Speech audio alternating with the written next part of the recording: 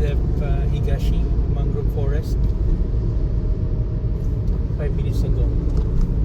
So, yun lang. Hindi namin alam kung saan location to. Route 331. Dapat makita natin yung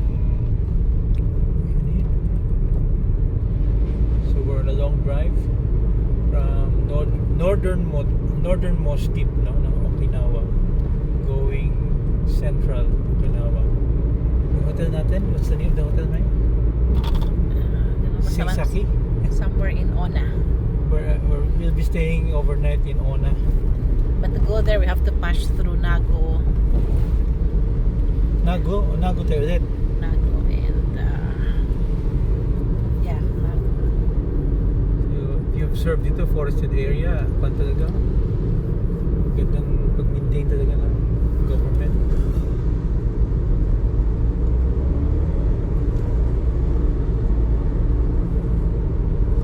So expected na arrival namin is 1 hour and 3 minutes.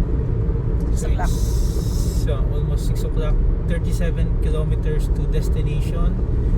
Today is our third day, no, of road trip around the island of Okinawa. Yes.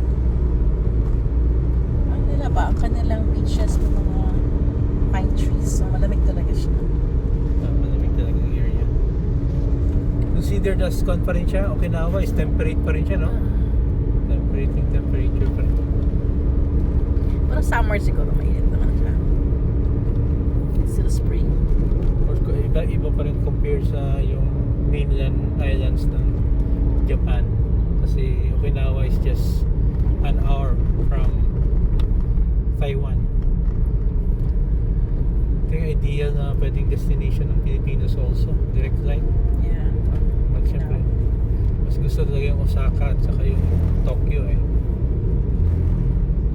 Parang sarap siya. Ewan ko nag-snow ba dito sa Okinawa? I don't think so. Ha?